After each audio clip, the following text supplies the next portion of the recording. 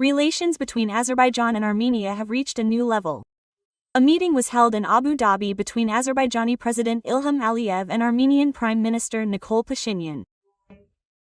The parties agreed on the text of a peace agreement following the fighting in Nagorno-Karabakh, over which Azerbaijan has restored sovereignty. They confirmed their readiness to conclude a peace treaty, securing the main agreements. The talks lasted more than 4 hours. Initially, the leaders spoke one-on-one, and then with the participation of foreign ministers and advisors. It is noteworthy that these are the first direct negotiations between Aliyev and Pashinyan. Before that, they met only with the participation of mediators or on the sidelines of international summits. Therefore, this meeting can be called historic.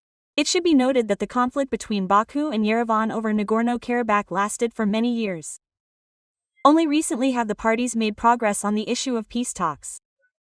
As BBC News writes, the Russian service has given new impetus to the negotiations due to the worsening relations between Azerbaijan and Russia, as well as support for the speedy establishment of peace between the two countries from Turkey and the United States. At the same time, the Kremlin has been excluded from the process, although it has long been a mediator between Baku and Yerevan. The acceleration of peace talks indicates that both Azerbaijan and Armenia want to leave Moscow's sphere of influence.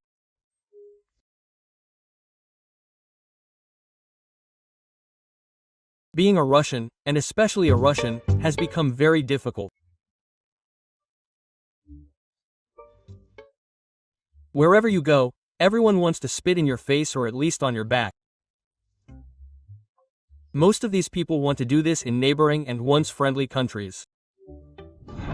Moscow, under the control of a pale geostrategist, has managed to quarrel with literally everyone around. There is no point in even discussing the attitude towards Russians in Ukraine, Moldova, Georgia and the Baltic countries. They are hated there, and in Ukraine they are also destroyed.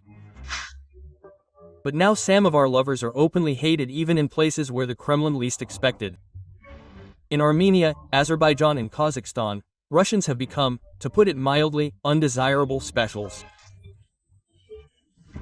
Well, what we see is, well, a total moral and political fiasco of Russia and its policies, and on a historical scale. What we see now is, well, just a manifestation of all this. Russia has had enough of everyone. Everyone is fed up with Russia's aggressive and openly xenophobic behavior.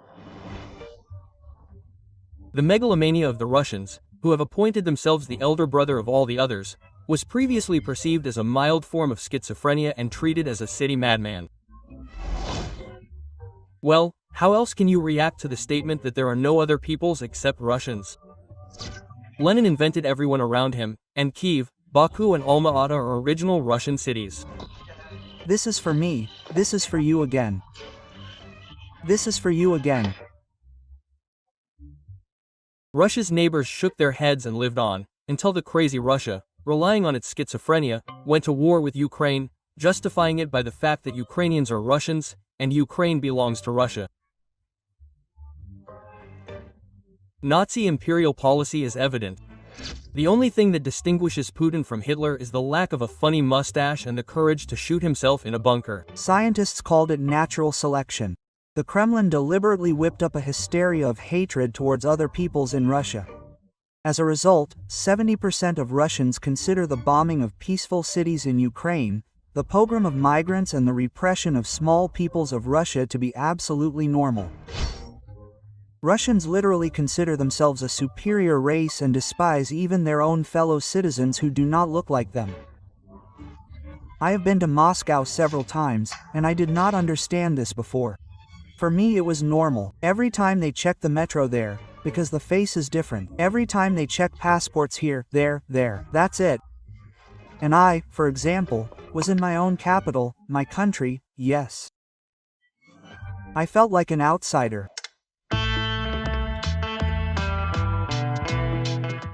Russia lives in a paradigm of clichés.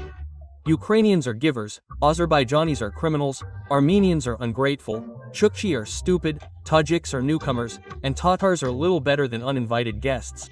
Yakuts, Buryats, Kalmyks, Why are they their own in Kazakhstan, but in their homeland they are often treated like strangers? They are discriminated against on racial grounds. They laugh at the indigenous population.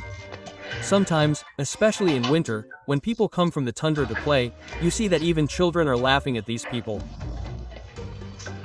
There should probably be some respect. We seem to be in our homeland, but we came and they laugh. That's why the children stopped wearing national clothes and stopped speaking their native language. All this naturally led to a backlash.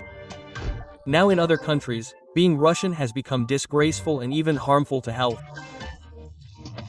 In these shots, Azerbaijani security forces escort handcuffed reporters to police cars, like dangerous criminals. Baku claims that the journalists are undercover FSB agents.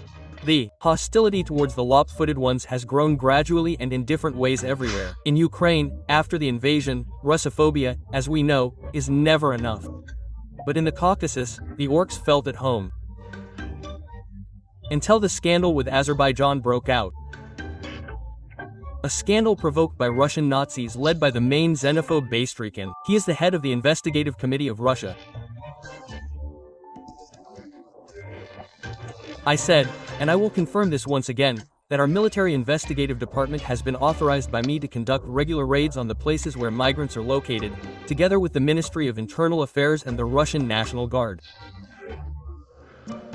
For what purpose?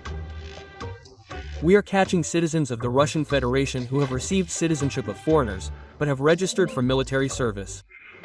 Russians abroad with the phrase on their lips, "And why us?" have fully felt the brutal attitude towards them. In Azerbaijan, all Russian cultural events have been cancelled. If, of course, Russian pop music can be called culture. No. Russian tourists and relaxers have become cowardly en masse. They check documents and ask a reasonable question. Why did you come here?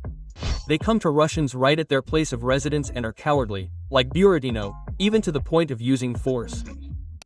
Anastasia, how widespread are these checks of Russians in Azerbaijan, in Baku, and are they happening now?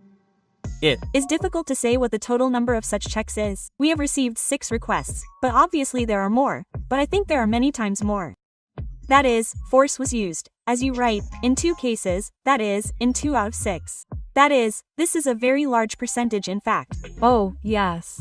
But I would say that those cases where force was not used also did not take place in the most comfortable environment. Some people will find these actions harsh and inhumane, but these are just mirror responses to the atrocities of the Nazis in Russia. There is now zero tolerance for Russians. Azerbaijani law enforcement officers have even opened a criminal case against Russian cops involved in the pogroms and murder of Azerbaijanis. In fact, this is a criminal case against the Russian state apparatus. I have no doubt that this is an order from above. Azerbaijanis need to be taught a lesson, because similar actions took place in other cities of Russia.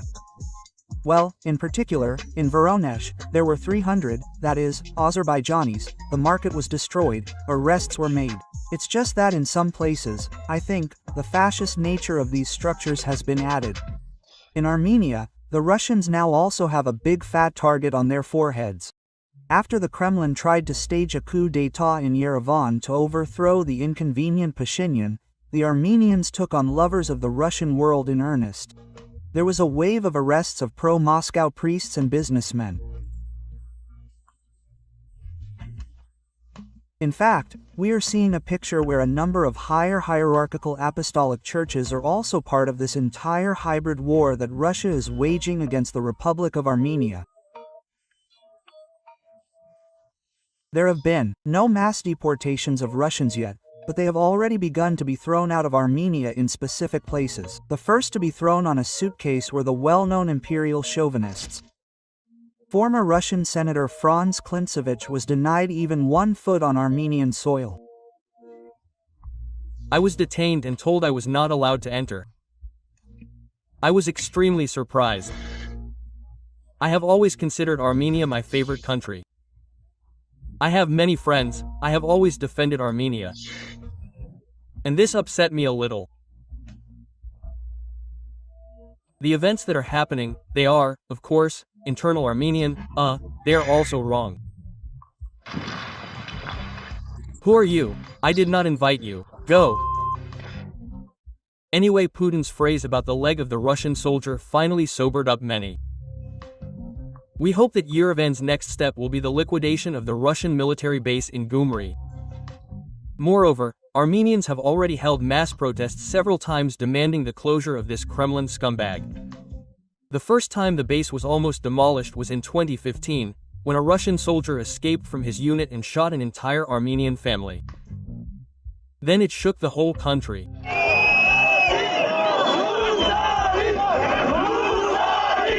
On Thursday, Gyumri, 14 people were injured in clashes with the police. People demand that Permyakov's case be transferred to Armenia.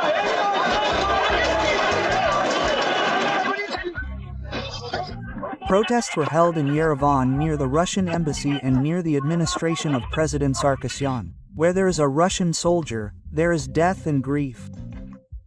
Unfortunately, Moscow managed to ignore the opinion of the Armenian people and maintain its presence, but the aftertaste, as they say, remained.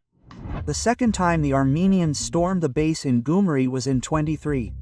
They were outraged by the inaction of the so-called peacekeepers in the conflict with Azerbaijan. In Armenia, a mass protest was held near the Russian military base in the city of Gyumri demanding that the Russian army leave the country. The military was accused of aiding Azerbaijan in the conflict and failing to fulfill the agreement on maintaining peace in the Caucasus region. A reasonable question: why are Russian troops on the territory of Armenia if they are not defending Armenia? This means they are there for their own interests, and in that case they are not allies, but banal occupiers. We demand all Russian imperialists to leave Armenia, including Russian military occupiers and even those civilians who think that Russia should be an empire. To have their own goals here in Transcaucasia. Russians are treated even worse in Kazakhstan than in Armenia, where they don't stand on ceremony with orcs at all. Moreover, the initiative comes not from the authorities, but from the common people. The letter Z or the tricolor is like a red rag for Kazakhs. Glory to Ukraine. Crimea is Ukrainian. We Kazakhs hate the Russian occupiers for the happiness of Ukrainians and for the happiness of our children. The negative attitude of Kazakhs towards Russians did not arise out of nowhere, because the crazy Russian propaganda and officials do not hesitate to call Kazakhstan the next target after Ukraine. A stupid idea. Russians behave in Kazakhstan, as in any other country, with the utmost defiance and demonstrative disrespect for local peoples and their culture. Russians refuse to learn the language, adhere to established social principles and traditions. They believe that everyone should grovel before them and adapt to them. Who have enough brains, enough shamelessness to pronounce this phrase? She must know the language of the country in which she lives. Russian people who found themselves on the territory of any post-Soviet country, this is my deep conviction, do not owe anything to anyone. Russians have become an outcast people, a people with whom no one wants to deal.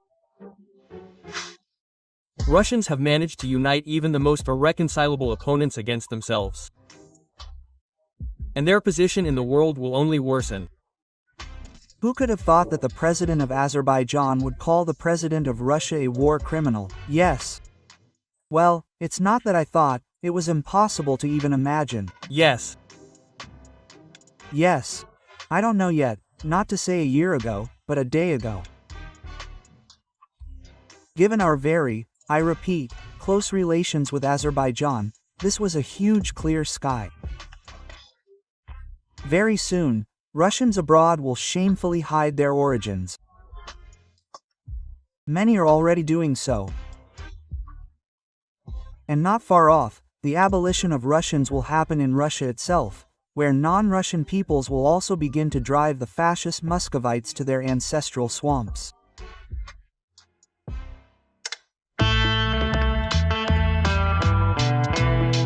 I would like to remind you that this video is created for entertainment purposes and contains elements of satire and irony.